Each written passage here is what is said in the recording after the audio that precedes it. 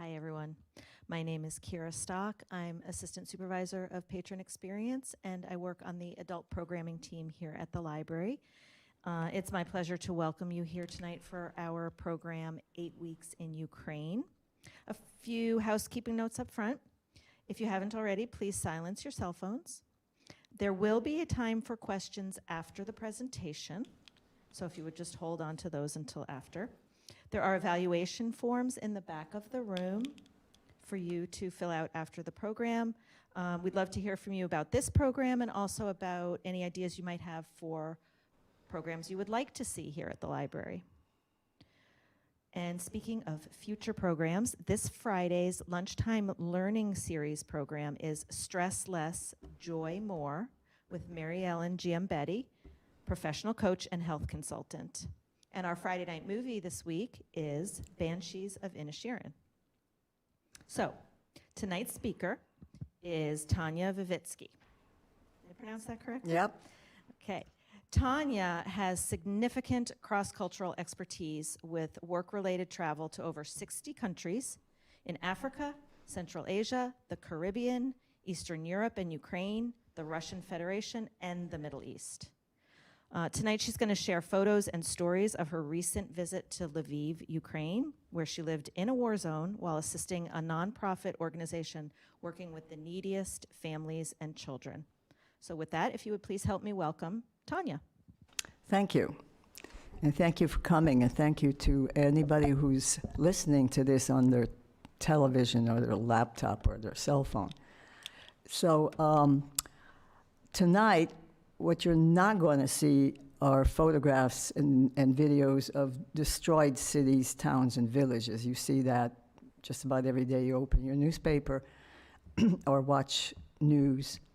And you're not going to see cemeteries or people who are wounded. You're going to see some slides of my 8-week stay in the city. I stress it was not in the war zone. It's nowhere close to the war zone, but everywhere in Ukraine, a rocket can land just about any time, either a Russian missile or an Iranian drone. Why did I go to Ukraine? Because when the full-scale invasion started in February 24th last year, I and many other Ukrainian Americans felt sort of an obligation to try to do something. But I didn't want to go and just hang out. So I was looking for somewhere where I could actually use some skills and be of use. And one of my friends from Seattle happened to already be in Lviv volunteering at an organization called Ukrainian Education Platform, which I will tell you about later. And so she hooked me up with the HR director and a couple of the key individuals. And in effect, they interviewed me, and I told them what it is that I think I could help them with.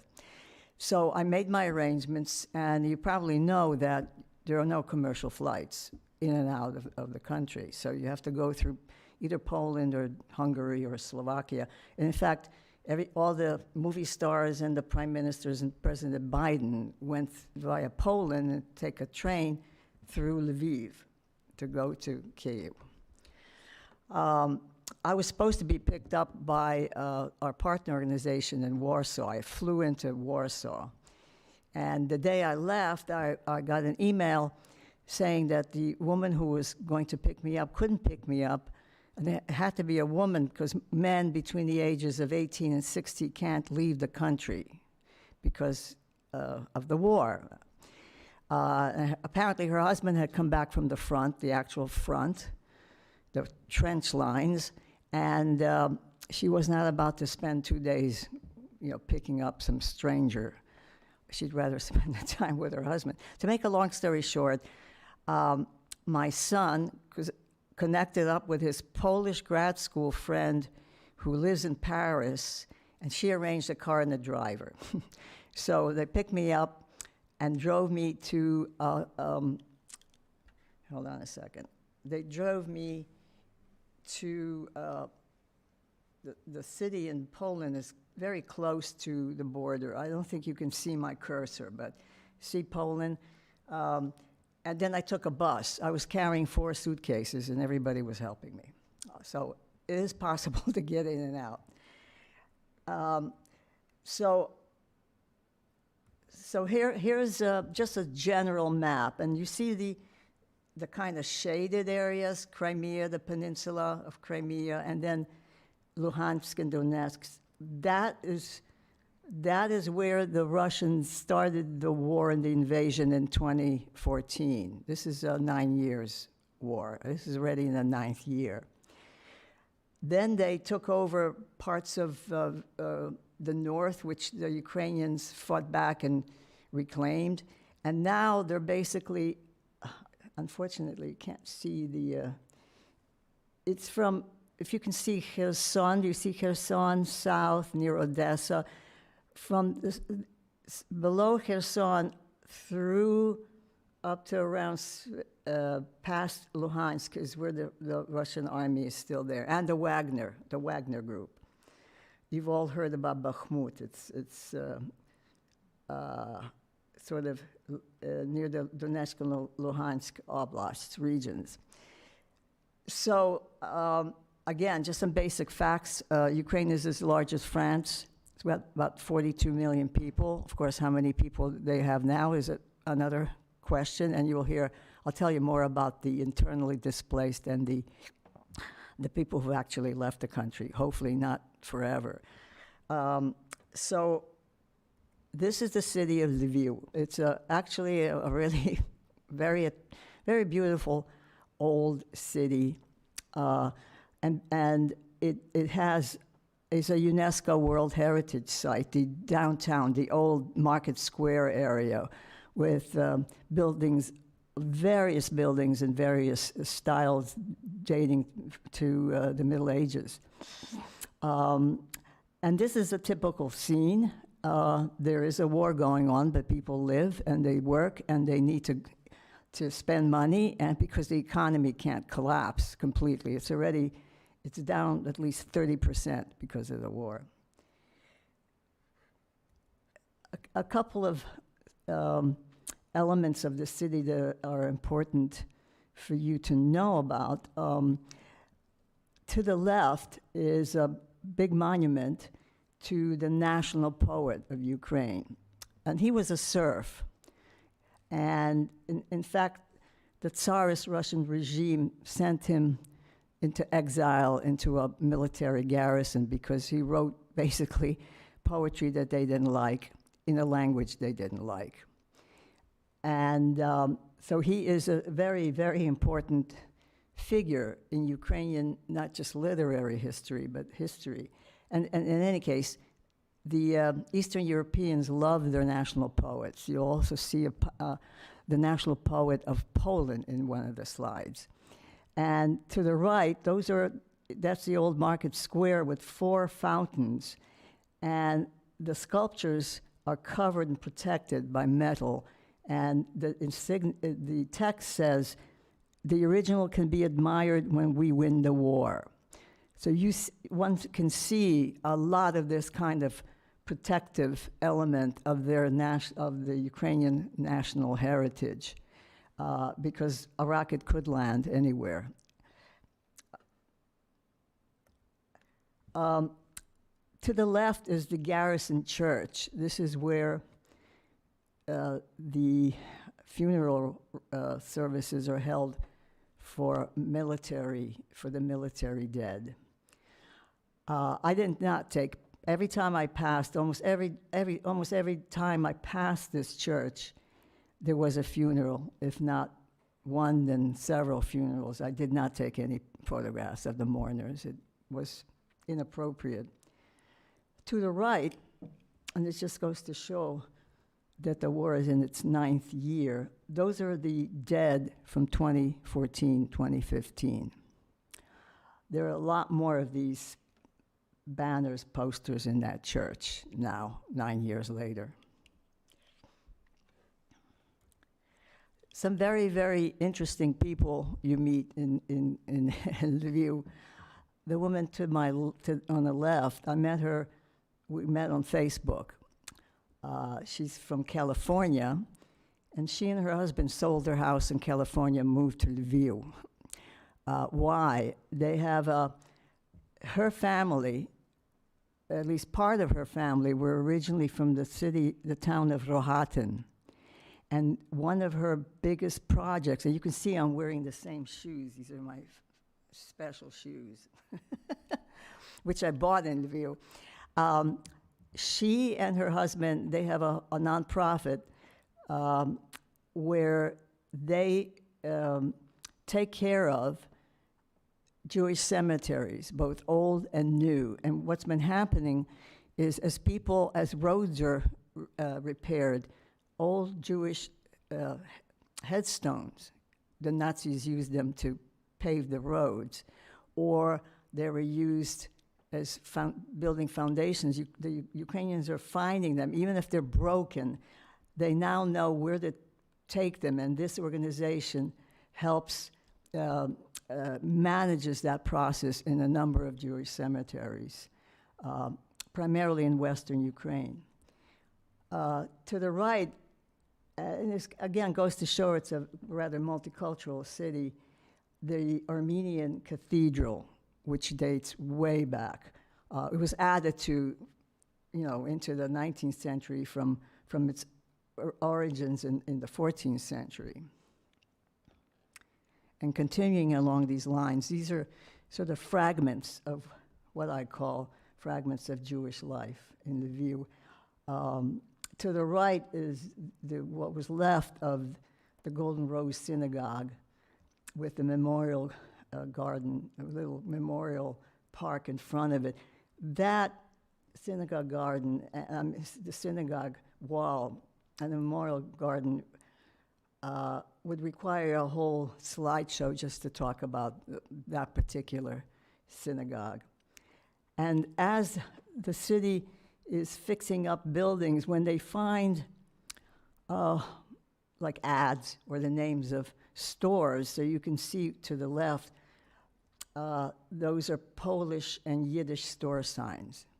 Because before World War II, in between World War I and World War II, Lviv was like 1/3 Polish, 1/3 Ukrainian, and more or less 1/3 Jewish, plus Armenians and Greeks and other peoples. Here's some more of the cultural heritage being protected.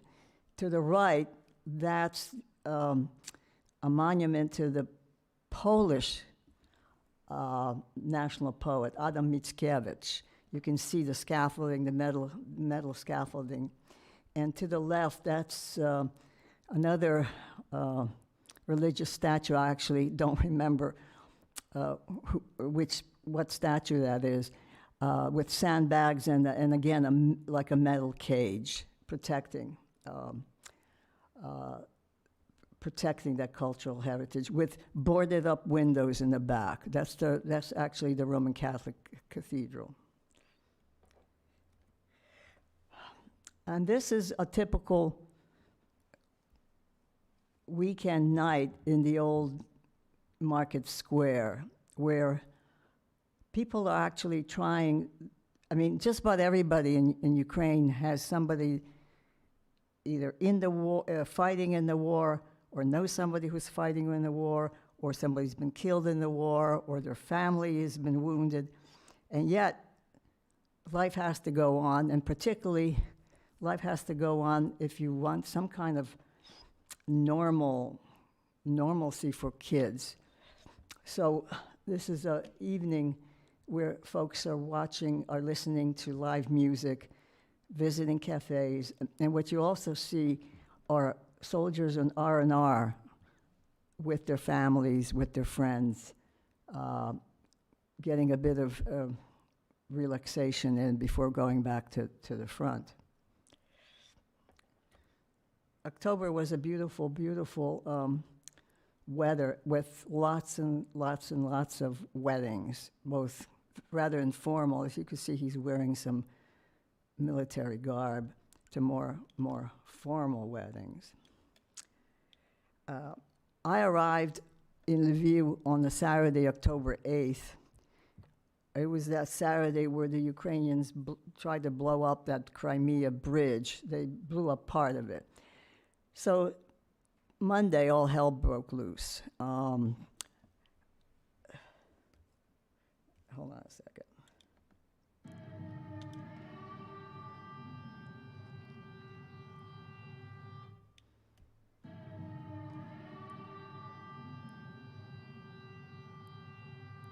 That's what an air raid siren sounds like.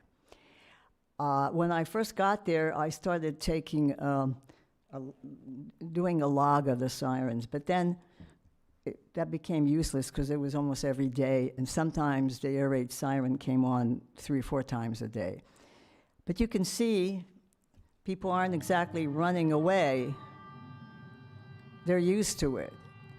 Now, if this was Kiev, or the cities in the east, which are being bombarded to this day, people would be going into, for example, in Kyiv, they'd be going into the subway system because it's very deep.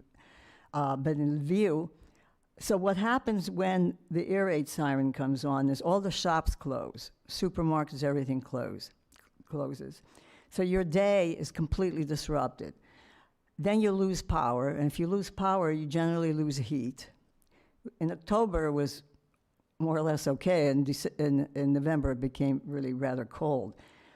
And if you have, you're lucky if you have gas stove, because you can at least cook something, but if your oven is electric, forget it. And this is almost daily. And now in retrospect, now that I'm back, I can say that the 2 months that I was there was probably, into December, was probably when there was the most, the highest number of air raid sirens, because basically what the Russians were doing was sending missiles and Iranian drones into power stations, water treatment plants.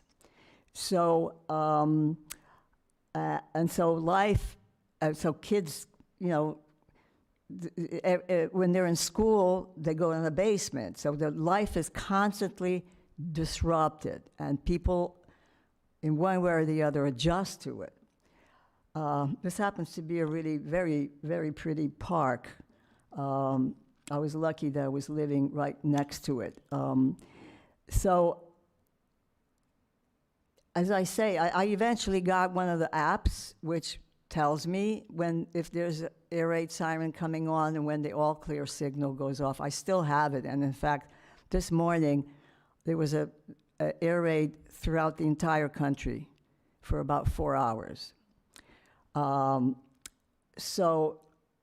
that is, and the further east you go, the harder it is, because in some villages there's absolutely, there's no power.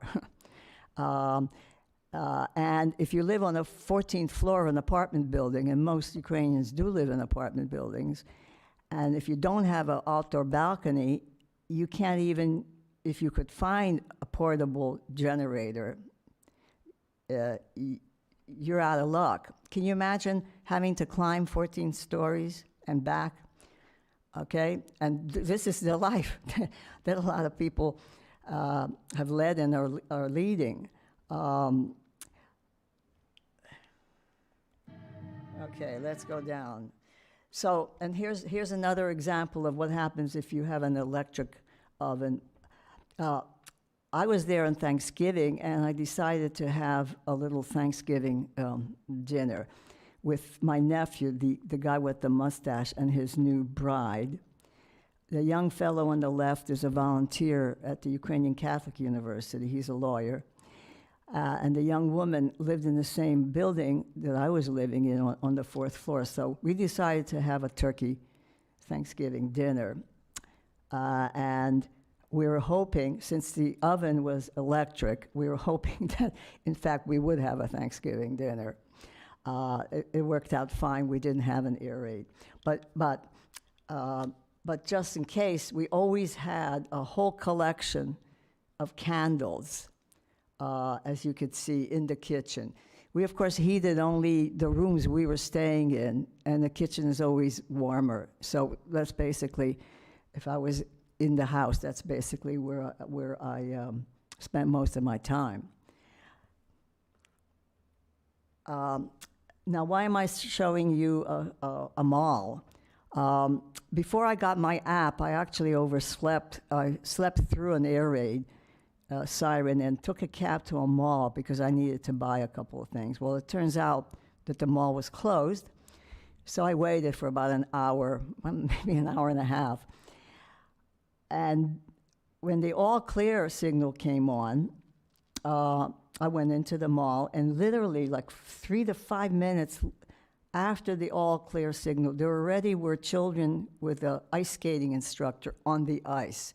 This is how people deal with life during the war. I thought that was amazing, absolutely amazing. The resilience and basically the stubbornness. They're just not going to, lay their hands down and say, well, all is gone. Again, this is to the left, a typical cafe scene. And again, the economy has to at least go on. It can't like completely, it can't stop.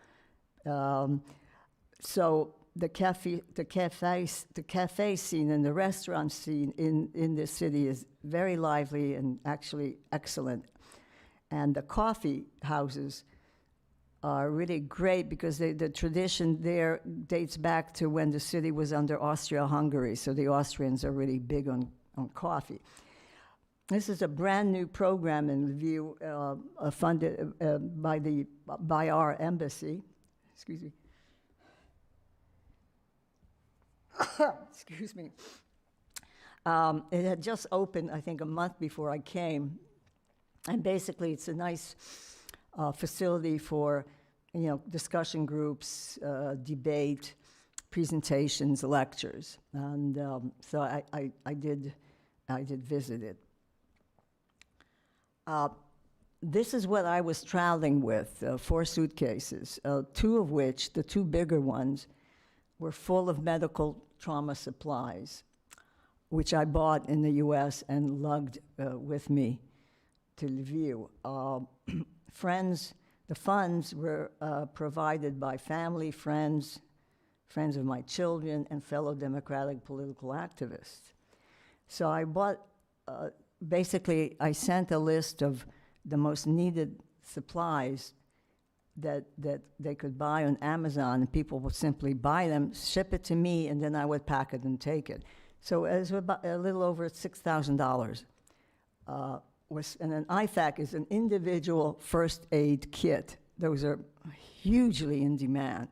And upon my return home, I was able to buy, to order them online from Kyiv, and they were then shipped overnight by a very efficient equivalent to DHL or FedEx to Odessa to my nephew, who's in the Territorial Defense Force. So this was one of the reasons I actually went to Ukraine. Because these materials are very, very important, and they continue to be enormously important. So you can see there in the right, that's one of the kits. These photographs are by permission from these soldiers. On the left is my nephew from Odessa. He's picking up a donated ambulance. He's a professional oboist with the Odessa Philharmonic Orchestra, which, by the way, the conductor is an American. And when the full-scale invasion happened, he volunteered in the Territorial Defense Force. The first thing he did is he drove his wife and son to Warsaw with great difficulty. The lines to cross the border there, you could stand there for 24 hours, if not longer. He drove him there and then drove back. So he's attached to the military medical hospital in Odessa. So he's my main point in contact to buy the first aid kits, and then he contacts the medics, the military medics, for the training how to use these in the field, as you can see, and the medics distribute them.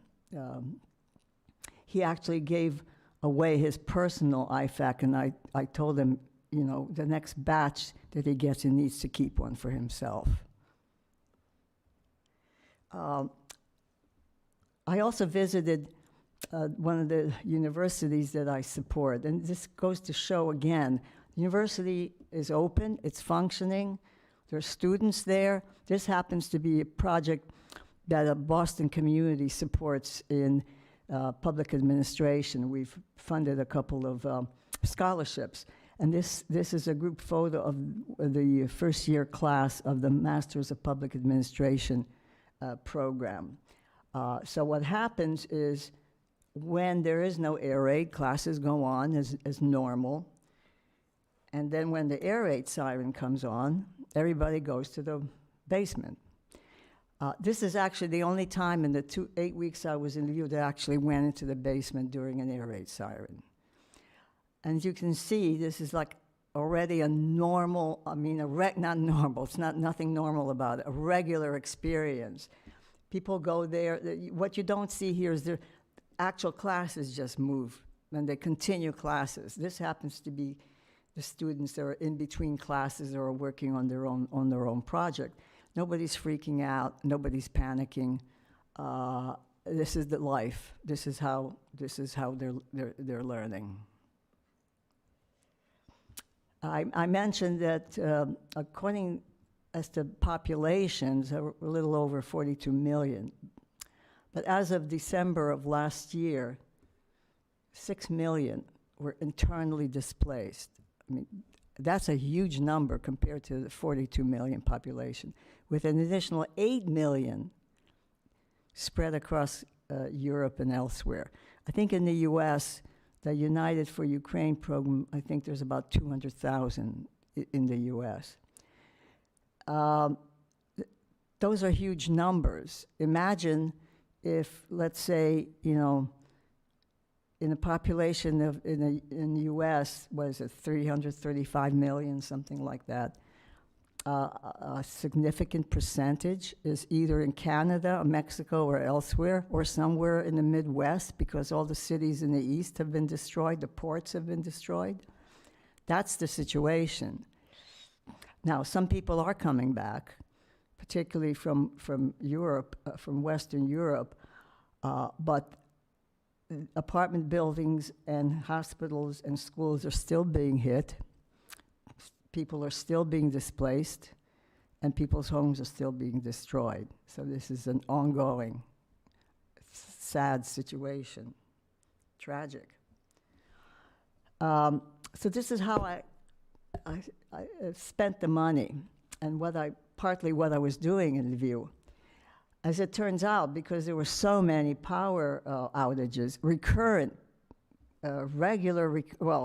power outages, I spent about 3 to 4 weeks going from shop to shop to get power banks. Power banks is a little, it's a bank for power. If you have power, you plug it in. When you lose power, you can plug in your cell phone or your tablet.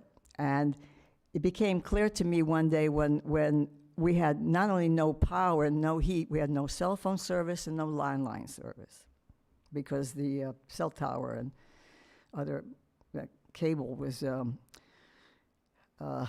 partially destroyed. And that was just one day. But there have been people living with no power, no cell phones, no way of communicating for months. So I got just a tiny taste of that. So what I would do is I would go from store to store. I would leave my business card with my local telephone number, and I would say, if you get a power bank that's over 30,000 AMH, and don't ask me what AMH stands for. Give me a call and I'll rush by and buy it. And so I bought 49 of them, which this organization distributed. I also spent a fair amount of time trying to get portable generators, which became, even more complicated, more difficult, because everybody was buying portable generators. And some of the money went for, as you can see, hot meals in the railroad station for the IDPs, internally displaced people, and a little bit for kids for St. Nicholas Day. When I got home, I raised an additional 22,000 plus for the Ukrainian education platform for a variety of programs, including their Good Neighbor program, which is basically a grassroots program where neighbors help families in distress, whether it's because they've lost their jobs because of the war or because they're displaced and living temporarily in a particular community. It's a very important program. And then we were able to send over $7,000, like 2 days after the apartment building in Dnipro was hit by a Russian missile attack, for the needs of those people. And then in Kherson, which was where the Ukrainians took it back from the Russians, but the Russians are now almost daily sending missiles from the other side of the river, so there's still evacuees from Kherson. So this is kind of an ongoing program. This is the warehouse that this organization operates. They get materials from Western Europe. Primarily, you can see these as German, either hygiene kits, cleaning materials. They also have water heaters for their foster homes and shelters. And there's a map where you can see where they are active. So they're active throughout Ukraine, working with any number of local organizations. So they're very effective because they have been there since 2014. To the left, that's one of the portable generators. We were picking it up from one of the mega marts. And these are the young women I was working with. That's one of the power banks. It has a built-in lamp. That was very helpful for those 2 months that I was there and into present day. Here are a happy kid with a power bank so he could plug in his cell phone. And that is probably a foster mother. This is the humanitarian aid that this organization provides in the city of Dnipro. And additional photos. They really focus on families, children, disabled, and the elderly. And this is the last slide. That's street art in view, and I think it's a very moving image.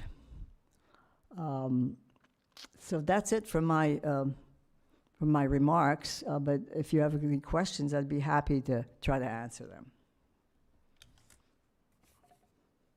Anybody? Yep. What else would you like to see the United States government do besides, money and military equipment? Is there something else that we should be doing? Well, Finland became a member of NATO today, so that is really important. And interestingly enough, I saw an article today that Bill Clinton said he was very sorry he signed the Budapest Declaration declaration in 1994 when Ukraine gave up its nukes. And now he's saying, that if they had nukes, Russia wouldn't have invaded them. So it's a very interesting. So back to your question. I think the U.S. is doing quite a lot, in fact. I think what's super important is to keep the European countries on the same page, if you will. And I think Biden has done a really good job on that. So that's really important. And keeping pressure on and not expecting Russia to change its behavior. That's the most important thing for policymakers to understand. In my opinion, why it took so long to sort of gear up, particularly in Germany, but also in the U.S., where people really, well, what's Russia going to do? What's Russia going to do? Well, Russia's going to do what it always does. It invades. It's an to date, it's an imperialist country. It wants to have its colonies back, okay? And so that concept, there's a lot of talk there, about American imperialism, or which is true, but very few people understood Russia as an imperialist country that, for example, their landmass goes from Baltic states to the Pacific Ocean. Now, how did they get so big? They conquered everybody in between, okay? It's their self-image. And that is something that's sort of, it takes time for that kind of awareness, including in academia, by the way, to develop and to become like, because up to like a year ago, it was always, what does Putin want? What does Putin want? What does Russia want? Well, what do Latvians want? What do Finns want? What do Ukrainians want? What do they, chopped liver? I mean, they know what they want. They have agency, after all. And that has shifted. And I'd say that's almost as important as well, I'm not a historian or a political scientist, but I do follow events. That's very important, so people understand who we're dealing with. It's not just Putin. It just isn't, okay? That was the other view that's already changed, because for all kinds of reasons, many Russians support the war. They just do. And the ones who left, it's not necessarily they were against the war, they just didn't want to be drafted. I don't know whether I answered your question, but as best I can do. Yep. What's the most common religion in Ukraine? Okay, that's a very good question, because it's very complicated. It's mostly, pardon me, what is the most common religion in Ukraine? Yeah, thank you for the reminder.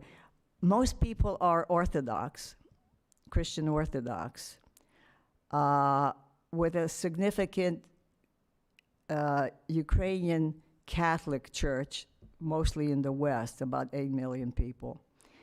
But there are two Orthodox churches, one that is basically still sort of controlled by the Moscow Patriarch, because Moscow, that's the other Russian sort of self-image as the third Rome. There's Rome, there's Constantinople, Istanbul, and then Moscow. So now what's happening, because the Moscow, the church that still has a connection to Moscow, a lot of the parishioners are switching to the Ukrainian Orthodox Church. There's also Crimean Tatars, they're Muslims, and they've been hit twice by the Russians, once during World War II, where they were shipped overnight to Central Asia, and after Ukraine regained its independence in 91, they came back, and now the Russians are arresting them, and they are the indigenous people of Crimea. They are the indigenous people, not the Russians. So suffered tremendously.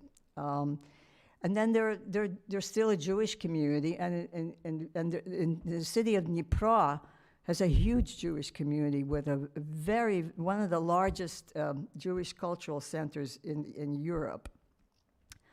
And then there are some Armenians, Greeks, of whatever, they can be either Catholic or Orthodox.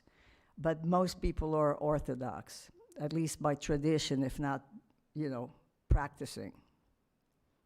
Well, I know they do have some Catholic people because you showed a university and a church. Oh, yeah. The Ukrainian Catholics are Catholic. They're just not Roman Catholic. Oh, I see. Yeah.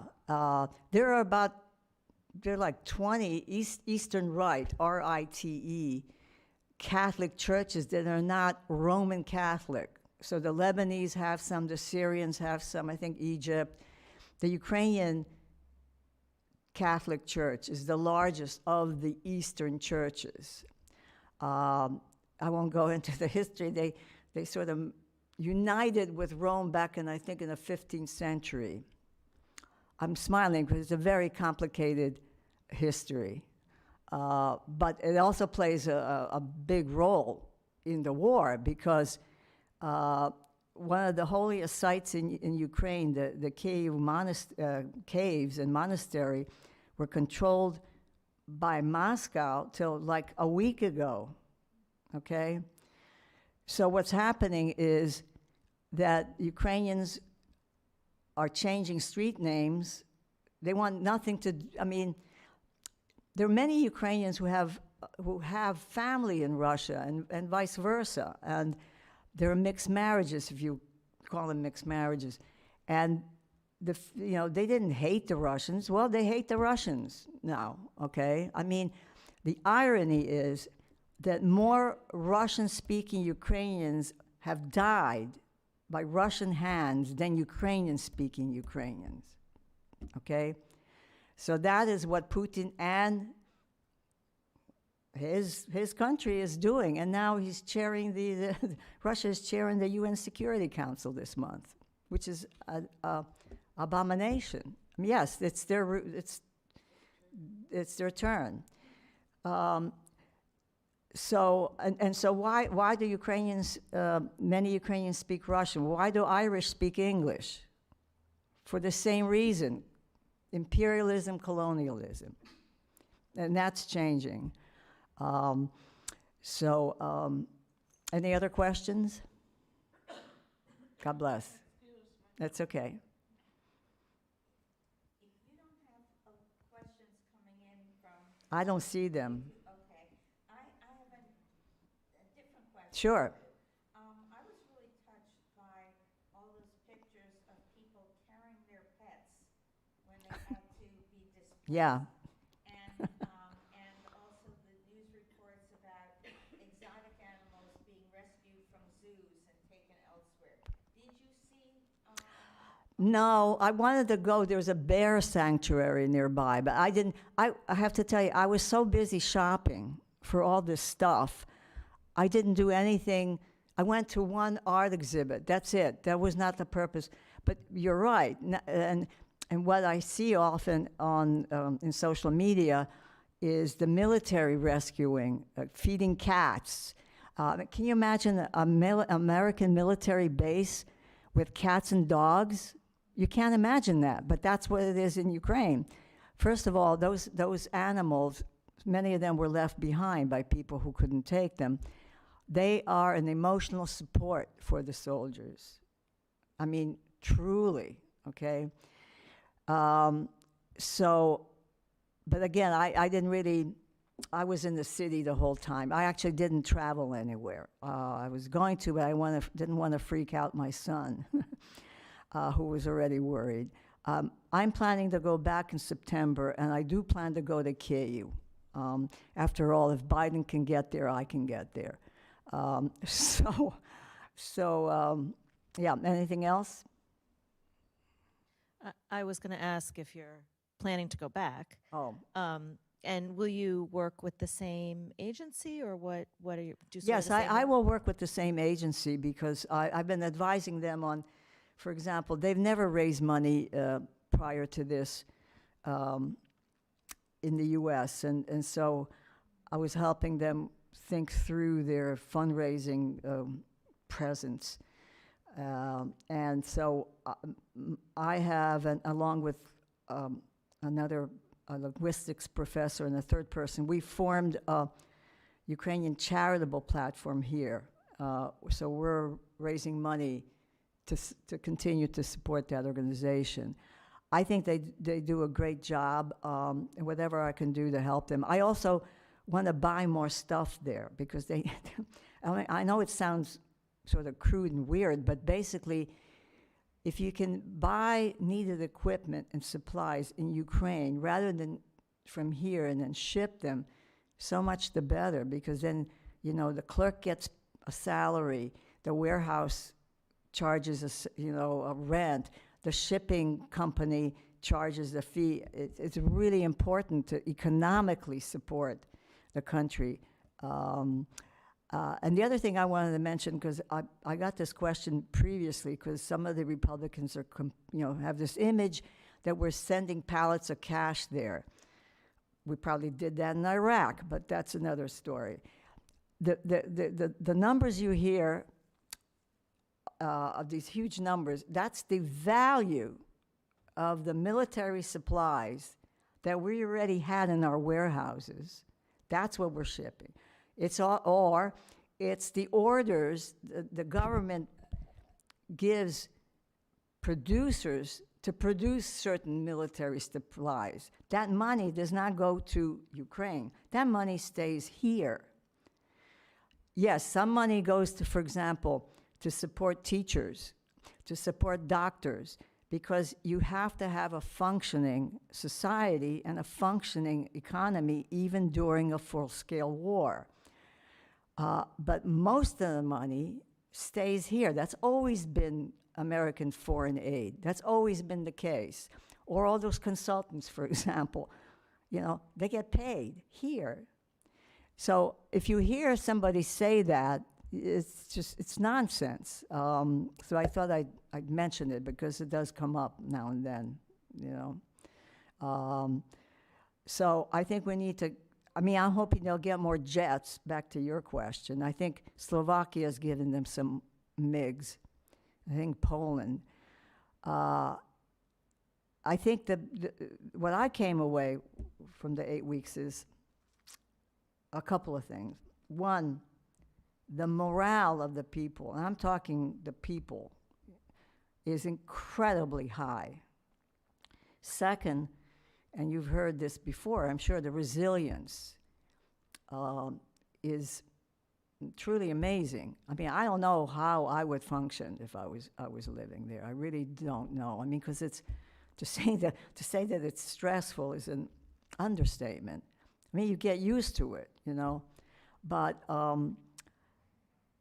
and the president has huge support, which is very important, as does the military. And it's a very particular kind of military. I mentioned my nephew. He's an oboist.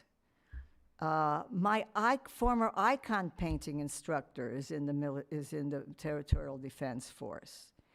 Professors, IT specialists, the entire country in one way or the other is involved in the war effort in their own way.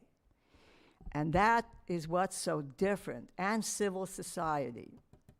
Civil society, since the Revolution of Dignity 10 years ago and the Orange Revolution 20 years ago, civil society is vibrant. The people do what they can. They don't wait for somebody to tell them what to do. It's self-organization. That's the other remarkable thing. So when they win the war, because people are convinced they will win. Who knows when, but that, I think, will continue. Well, it has to continue because the reconstruction effort, there are entire cities that are just leveled.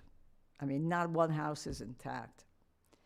That's going to be a whole other huge, multi-year, decades-long process because, and then the mining. I mean, it's like one of the countries with the most landmines.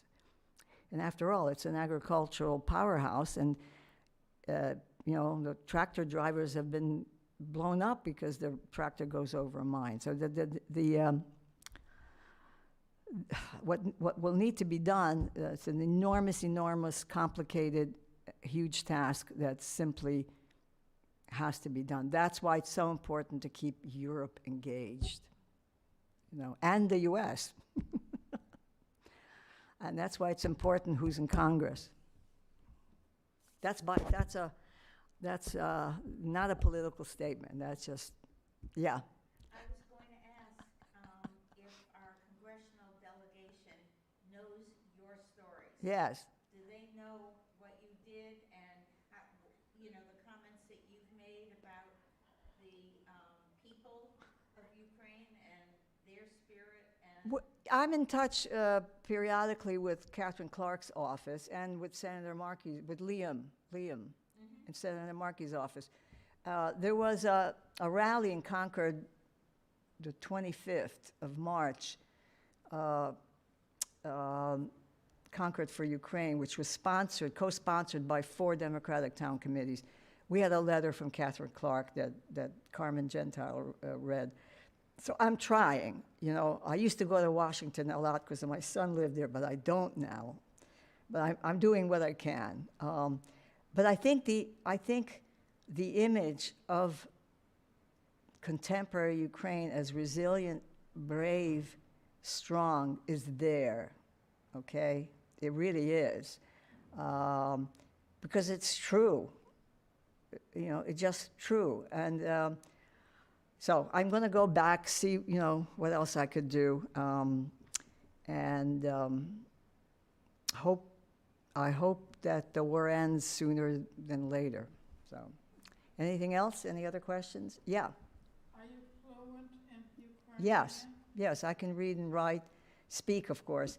My children speak and can read and sort of write in Ukrainian. My grandkids don't, but they attend Ukrainian cultural camps in the Catskills, the old Jewish Borscht Circuit, which is now the Ukrainian Borscht Circuit, literally. And my granddaughter, for example, spent a couple of weeks in Ukraine at the university that I support at the summer Ukrainian cultural summer program. So, yes, and which is why I can honestly say I'm more knowledgeable than most, regular Americans, because I actually can follow information from Ukraine in Ukrainian. And I've been going to Ukraine, well, every year since 1991, except for the COVID years. So I know the country. I have family there. I have a cousin in Ternopil, a nephew in Lviv, and a nephew in Odessa, and we're in touch. My grandfather, well, I should tell you just a couple of minutes. I was born in Austria in a displaced persons camp because my parents fled during World War II. They left everything behind. They fled with like a suitcase or two. A few embroidered blouses, and that's about it. Same thing is happening now. That's the really horrific part. That's the really horrific, because it's happening again. That's why I'm in this country. So I was born in a displaced persons camp in the French zone of post-World War II Austria to Ukrainian parents who were Polish citizens. You see how complicated it is? And we came to this country. We waited. We were official UN refugees, so we waited like 3.5 years before we could come here. And we actually docked in Boston. We were on the USS General Sturgis merchant marine ship, which was previously a troop carrier. So, and I have family buried in mass graves in Ukraine. So this is very personal, to say the least. Yeah. Anything else?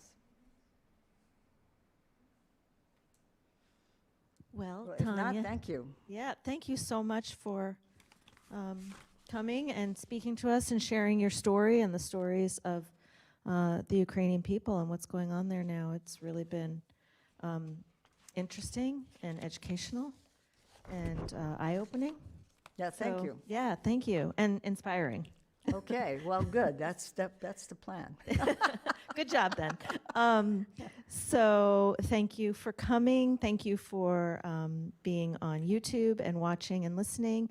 We do have evaluation forms in the back, and have a great rest of your evening. Thank you so much.